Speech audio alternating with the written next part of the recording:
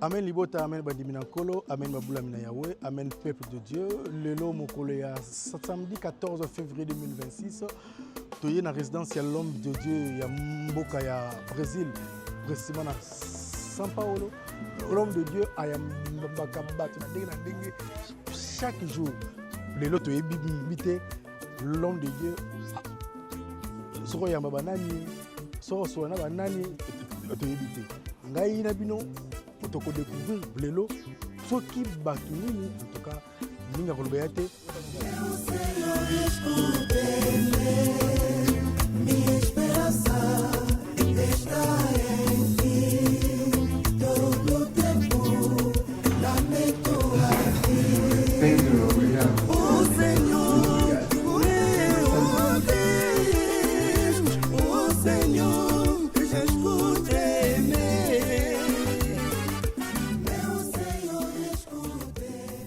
Sim, meu nome, sou o reverendo Sérgio Melo, sou doutor, comendador e embaixador da paz no Brasil. Je suis le révérend Sergio Melo, médecin, commandant et ambassadeur de paix au Brésil. Je suis très heureux de rencontrer votre grandeur, notre cher prophète, votre famille et vos amis, présents ici ce samedi après-midi à Sao Paulo, dans mon pays, le Brésil. Je suis ravi de vous rencontrer tous. Em minha nação brasileira. Estou muito feliz em poder ter conhecido todos vocês. Sim, o projeto em relação a essa questão. Le projet en ce qui concerne cette question de la paix mondiale est un projet d'extrême urgence, d'extrême importance, auquel l'ONU a développé un grand travail à travers les ODD et aussi à travers le nouveau concept d'entreprise appelé ESG. Das ODS e também através do novo conceito empresarial chamado ESG. A paz ela é fundamental no mundo. La paix est fondamentale dans le monde et l'implication d'hommes de Dieu comme prophètes en première ligne de ce grand travail au niveau mondial est d'une importance extrême parce que nous avons observé que les guerres, la majorité d'entre elles, surgissent à partir de guerres religieuses et nous ne pouvons plus permettre que ces actions de guerre, d'intolérance, envahissent les nations, provoquant des morts, des misères et des famines. Surgem a partir de guerras religiosas. E nós não podemos mais permitir que essas ações de guerra, de intolerância, invadam as nações, provocando mortes, misérias e fomes. A importância do profeta nesse projeto. L'importance du prophète dans ce projet et dans ce processus, surtout conjointement avec le Brésil et d'autres ambassadeurs de la paix qui sont ici, est d'une importance fondamentale pour que nous réussissions dans ce grand travail à la recherche de la paix.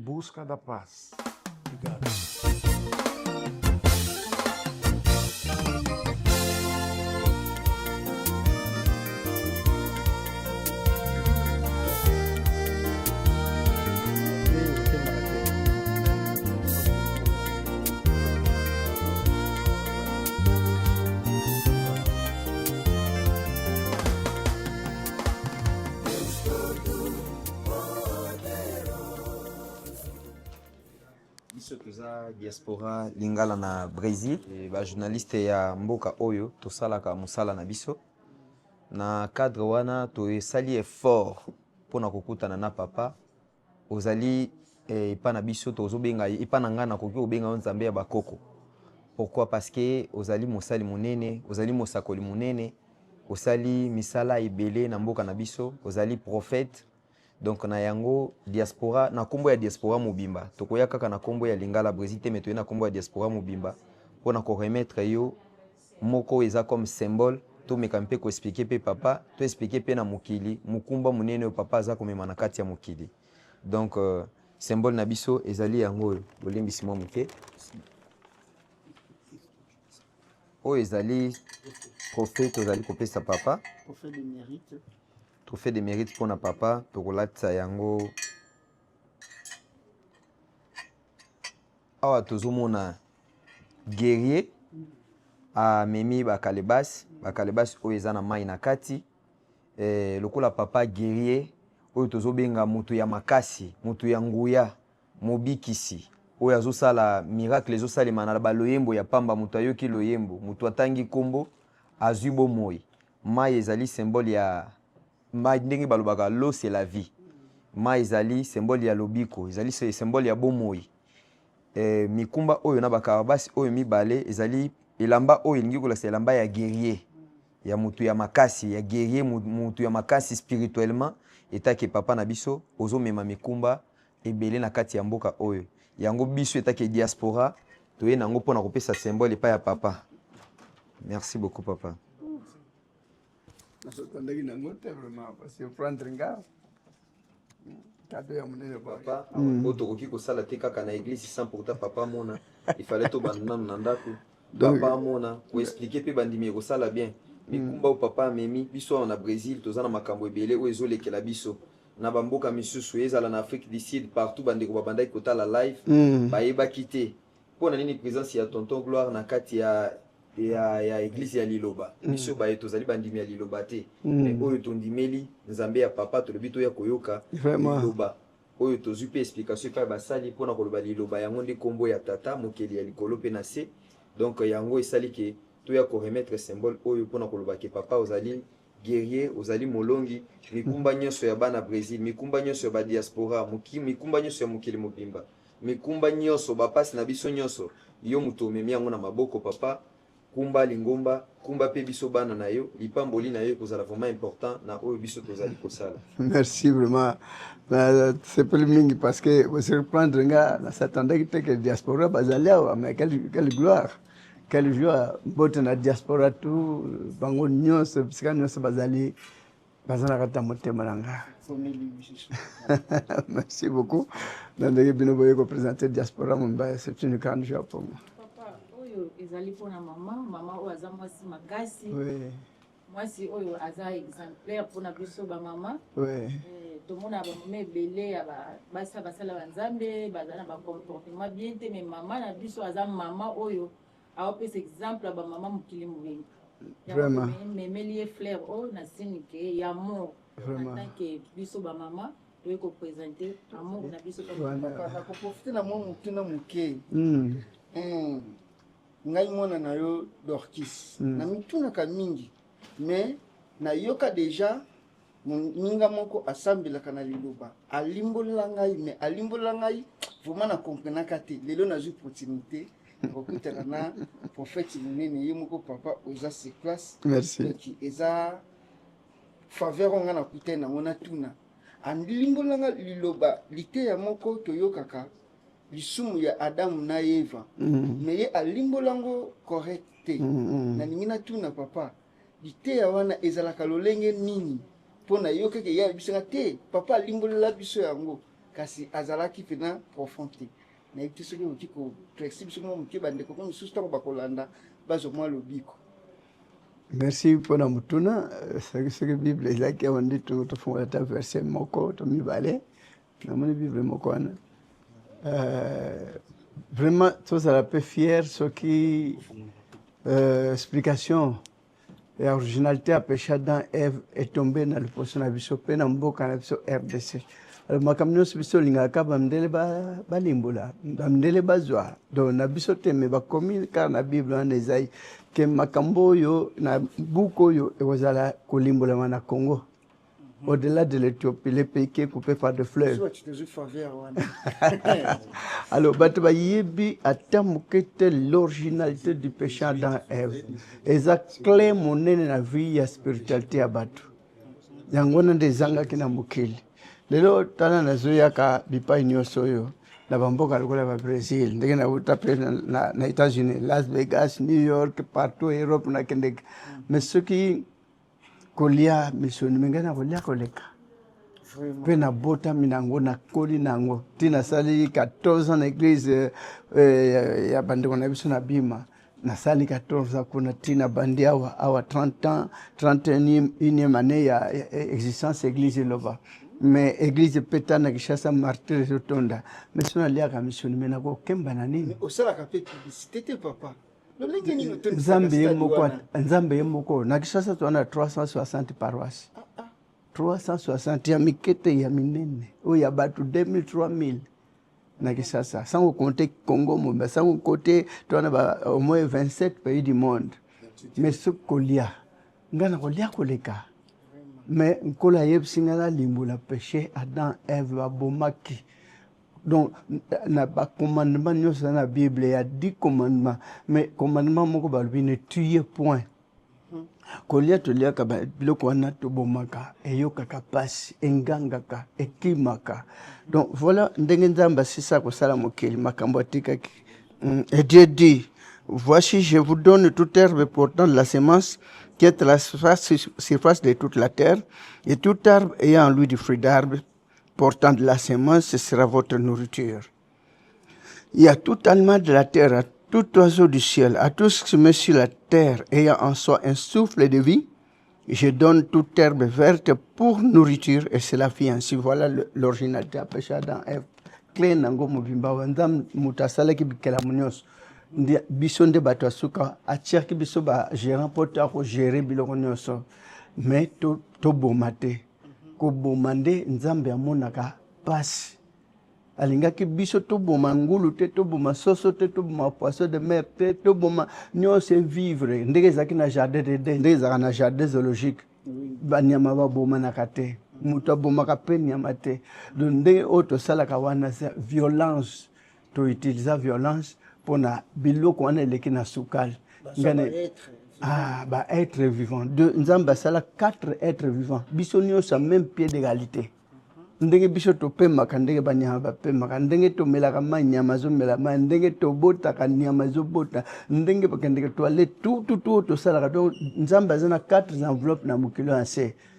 ba enveloppe nyonso to boma na te lokola to ndima ko boma ya wana ba guerre vandela biso bato to boma na sans pitié mais le mokili ba komi na place ça veut dire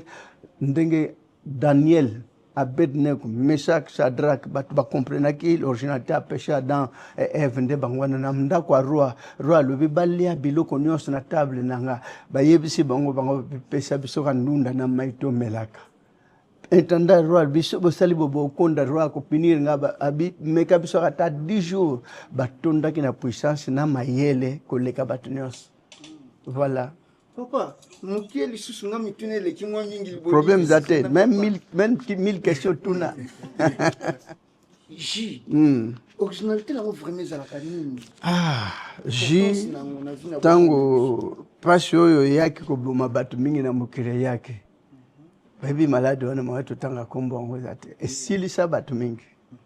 ngana zaki muninga nanga wa linga kinga mutambongo penza avandisa ngana ndako na ye lukula mbongo zaki mingi zaki convoiter mingi tia zaki malade wana ti na ndenge azaki munene boja azosila tia comme squelette na binzambe otindi mutamukiri na malade ya mabe esilisa kabato comme ça mutukula squelette tisuka wapi etandone ngana bima na bandozala même malade ndenge ni na kuchaka luboko bope malade sili même bisika muso batinda biso bato bazolela mutakufi na bi ale botika kolela wazana posa kolela kena ndako awa liwa izate na chama boko pe bato bazonga bazebele mais malade wana esilisanga mayele alors na bando senga bon lokola ndeko na muninga akufi na kende cimetière tena zonga na ndako do souci na senge pana ko na kuma suscité muninga nanga kainga pena kufa pasina baye ko vivre alors une semaine après escalier lokola basinga antenne courant antenne à télévision ya pembe utili ko zokita ti place na zalaki ozana souci pour mutakei ko kansete si ko kende asakei donc ce qu'on a peso bakisi o ko bando pesa batu nangai bo ba ko melana ko ndima ba ko bika kisi mais nasambela apona batu bazobika batu aliwa pe bazo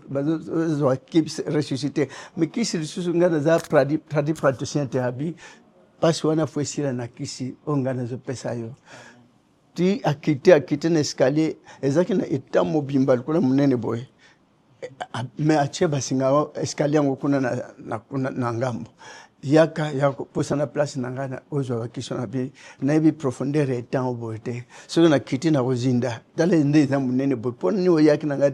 yaki directement liboso ngate abi ngamu na linga kindenga ona po mona materials aliawa omoni nzete wana za pembe na citron omoni materials aliawa petrol zo kango sangisa quantité boy pesa batu nangana prière bakobika ezalaka mpe mélange na pétrole mabete citron pétrole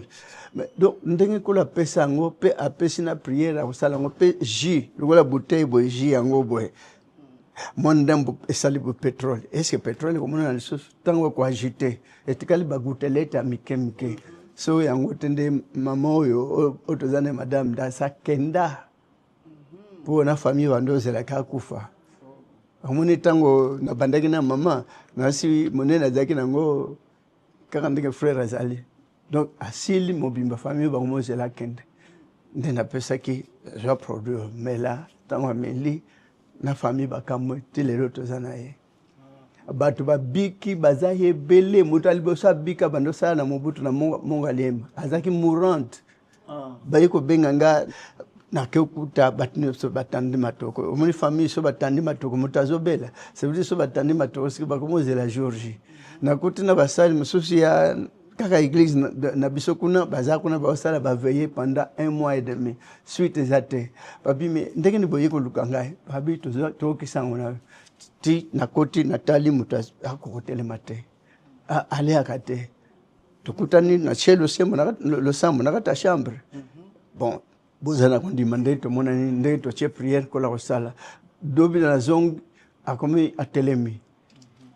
otelemi tomoni bo bazala kola lawa bazongi na bango bakoki na bango te après to che lusambo après na bibo lokolo moni obiki 2 jours après na zonga akomo komba ndako mona na produit pour maladie no sesila est-ce okondima ngo abimemelanga na memaki bato nyonso bano mélange bandakala ngamo na bando soma na bando sanya na mbongo te na memi komema na memaki une semaine après akomi makasi azongi na mosala na lelo en Jamaïque na lelo akenda Canada soki ji esili kuna afutaka tika ya kozwa ji na Kisasa lobiku penza po amona autaliwa lelo so bato baocha tembe makambo tozwi makambo pe nyonso ezaka na Bible. Donc tant on a besoin sana souci pour na bato bazoku famille na malade on a kotanga kombote Ésaïe 65 verset 8. Ainsi parle l'Éternel. Quand il se trouve du jus dans une grappe, on dit ne la détruis pas car il y a là une bénédiction. J'agirai de même pour l'amour de mes serviteurs afin de ne pas tout détruire. Je ferai sortir de Jacob une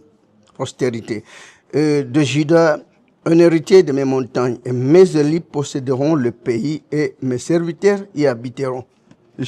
Tango jie kozalana ba baby sangote. Donc jigo na so banda 1990 banda na banda na ngamoko. Punga mo pe na zaki erwana malade na sali ba examen docteur viva maladie côté lieu côté tina ba poumon. Alors faut perfusion bingai na perfusion na bando boya kombo perfusion abi bon wana lukaliba soke ko memanga e memanga na futika mbongo ya examen traitement na rezoate perfusion na rezoate na bando za sona yamba batu na sali boy do pe mamo ko pe mezate. Alors fona za 4 jours boy. Donc si nous sommes la peine de vertige quoi ça va dans la ya tufana pando kenda sapuye kota mir moko bonzambe au na otambula pona otala batuna ya malade mais soki na kwa na nzela ba mona ndeni pesa nga makasi soki kone sala nga na ndako na kwa na ndako mais awa na kende na sisa mission nga donc sona longwe mais en tout cas na souffra ki mi pona yango mais tant on a ya ko mekaji wana ngai moko 2 jours après na sentir tout nyose kei. Alors na bando mituna mendekini na kopesa bato zana matiero ya petrol nzamba beza produinga muna pesio pesa bapona minanga o bakomela na kondima bakobika mais combien de bato babiki na joyo combien ebiki na bato bazali banda na bande kuna biso bachola ya ba passer babiki na combien calculer banda na bande église depuis 95 mais bato mingi bakanisi yango nasala mpona komela mutu na mbongo so mpona koluka mbongo nde nasalaka nde église kutu te nasalika produit na bando teka bato mosusu ntango tosalaka ji wana tokosala 50 bouteille 20 eka okaba 30 baye mpona kopesa mbongo mpona tosomba bacitron baya kofournir biso basaki ya citron tala lokola liboke boye mais humelaka te esili mais nasala mpona nazwa mbongo te tala bato aneo nyonso toleka bato bapirataki ji mais mosusu bo bazopirate baotina même tina baétats-unis tina baeurope 150 la bouteille mais nga mpo nasali yango mpo te nasenrichir mpo nango te bato babika na bandimi oyo bazangi bamoyen baya bazwa gratuitement matondo mingi papa napesa pe bandeko. Queria dizer só uma coisa para os irmãos brasileiros, pessoas que estão olhando a gente na Angola. E a gente chegou para dar esse troféu, que está dando uma significação desse troféu. E aqui a gente está vendo um guerreiro, e a roupa lá está significando a roupa do guerreiro. Lá tem duas coisas, papai está carregando tudo em cima dele, como um guerreiro. E aqui tem água, dentro desse 2 baldes. No meio do balde tem água, e água é vida. Então, por isso está significado o símbolo desse 12 coisas que papai está levando, significa água. Que papai está levando esse mundo, está levando muitos problemas, nossas coisas, ele está carregando tudo. Então, o chapéu é uma forma de cobertura também. Qualquer coisa que pode chegar não vai passar para atingir o nosso pai. Então, para os irmãos brasileiros, irmãos angolanos, nós que somos do diaspora brasileiro, que ficamos aqui como os imigrantes, e chegamos para dar esse símbolo para nosso pai, para acreditar no serviço que o pai está dando para essa nação africana e todas as nações que estão seguindo a palavra da igreja Liloba. Papa, Liloba nini papa ko kiko tiki la biso na mboka oyo. Poto uti kolekisata moko critique na Brésil. Mi pepe moko yaki baliwa yaki batu ba kufi mingi na mois ya décembre na mois ya janvier.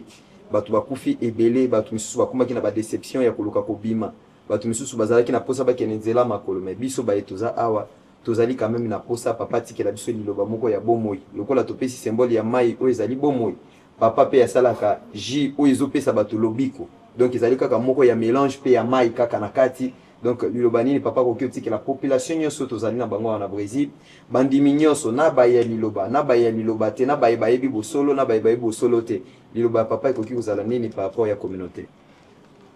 bazalaka na bomoko omoni pasi moko tozalaka nango biso communauté ya fa congolaise tozalaka na bomoko te na bapays étranger mais bazala na bomoko balobi l'union fait la force bitumba mwa mingi baesprit ya basirene elekaka na bapays lokola boye eza facile te elinga kolongola milimu na bato mingi mais ka nde totie makolo omoni jour ya liboso toyaki nako avion ko atterrir na tarmac na mbula makasi donc ntango tozalaki na likolo ezalaki te ka ntango ekiti mbula ekiti donc ça veut dire bénédiction ekozala libota oyo baza na kondima nzambe na biso kosalela bayike mpe nkola kotombola bayike se déplacer mpona kokende bamboka mosusu mais awa mpe eza amérique eza afrique te awa eza amérique tala même na mboka ngo nde batonga kutu koleka kutu bamboka mosusu tokende kuna donc bazalaka na ondima so vie ezalaka pasi mais nkolo akochange situation você poderia falar em português minha família fala português bem o meu português é bocado fala português um pouco que Deus nos abençoe a todos. Amém. É muito alegria para você. Ok. Merci beaucoup. Kaka ndenge balobi ma ezali bomoi. Papa ayeli biso pe bomoi. Kokita ya papa na aéroport mbula ebeti elingi kolakisa souffle de vie, elingi kolakisa makambo ya sika, elingi kolakisa lipamboli. Soki mai place wana ezalaki seki eke mai ekoti ba plante nyonso to plantaki ekobota ekokola. Soki bozali na kondima ndenge ka tolobaki l'année 2026 makambo ya bien ekosalema toyambi prophète toyambi moko ya mosali na Nzambe awa na kati ya Brésil Saint Paulo toyambami totondami mingi tozoyoka bato bazali pe koloba ebele na internet bato bazali ko critiquer papa mais na minute oyo tozali na biso bandimi ya liloba te makambo ya papa ekomi pe makambo na biso na Brésil makambo ya papa oyo bazali koloba oyo bazali ko critiquer biso bayeto koti biso bayeto yoki biso bayeto kutani na papa tondimi maloba tondimi miracle tondimi o esalemaki yo muto ozali kondima te otikali kaka na bipai ya bitando ike mpona kolobela papa mabe biso ba oyo tomoni vérité tokoloba et puis oyo kosenga na biso koloba tokoloba tosali musala na biso mutu moko te atindi biso toyaki normalement pona komona papa na biso bandeko nyonso bazali koloba bipai nyonso bazali kobundisa papa soki likambo ezali malamu eloko ezali malamu ou bien mutu azali malamu bino bolingi lobi kote bolingi oyo ezali eloko ya mabe pona koloba mabe pona papa problème ya papa et comme pe problème na biso diaspora na Brésil toyebi te soki tokozwa ngolu ou tokozwa chance un jour ya kokende ko visiter pe église liloba na Congo to bimi to visiter yango te mais chance et vous allez facile ngolu ya komona na papa awa ezala na Angola ezala na Congo ezala na Afrique du Sud partout tokozala wana biso balobeli ya Brésil merci beaucoup excusez église mo ba pesi ndeko ayaki na kisasa kwa kumona ndimeli pe alobi en tout cas église na kotikala na kati tanga zongi kotoyo église usika banda ko sala babengani alors balobi ne poto pesa yo ndako ya deux niveaux finga prophète pendant 2 ans critiquer donc pendant 2 ans so fingi to kopesa na mbongo na ndako ya 2 niveaux ya lobi ndenge makamna ko komona kuna na kofinga moto wana te atana kukufanzala na kufanzala na passé d'étape moko impossible pour boya kofinga nga mais gloire à Dieu alors ba mususanga za mustalo na yamba na yebi ke fona fingama fona tukama fona chola mai banda na banda église nzam na biso azo alikumu na bo bafinga kankola pambula bango ngala za na droit muno nanga isali pona wasali nzam eza pona wasali la satan pona finga mutote merci beaucoup na musala bosali lelo merci beaucoup papa lobi munoko na esalema pona liloba ya nzambe munoko na esalema pona makambo mususu te munoko na esalema pona kupambola pona kupesa lipamboli pona kupesa place oyo ezali ya kukauka nyonso ezali kobota nyonso ezali kobima ya sika bandeko na ngai nazali sirke boyoki pona nini kofinga mosali na nzambe pona nini kofinga moponani pona nini kosala yango donc bandeko papa akoki kozala ndenge ya koloba te mais biso baye oyo tobengami comme balobeli ya mboka oyo toye koyamba lipamboli epai ya papa kozala na papa boye ezali deja ngolu mingi bazwi chance ngamsu ya kozala na papa boye te mais biso tozwi chance oyo tozwi ngolu oyo ndeko tika koloba makambo oyo esengelami te merci beaucoup na ndenge papa yambi biso merci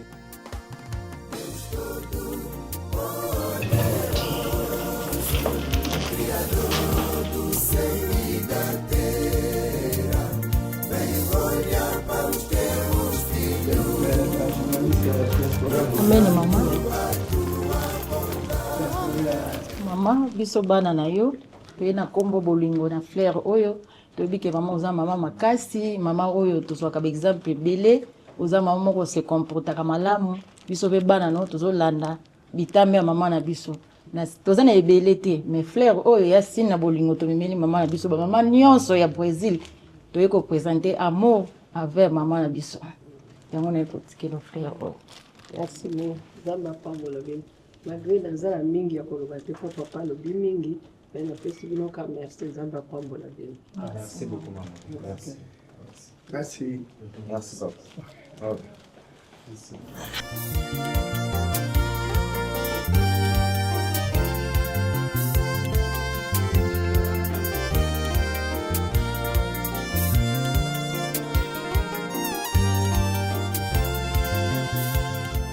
bomoni ndenge mobandisi auti koyamba ba différentes bapaya oyo bayaki kotala ye nasir esali bino plaisir pe mutu na mutu azwi par na ye ya enseignement lelo mokolo ya samedi 14 février 2026 tika kolo azala na bino lipamboli ya mutu na nzambe sa grandeur spirituelle le prophète Konde Paul Dominique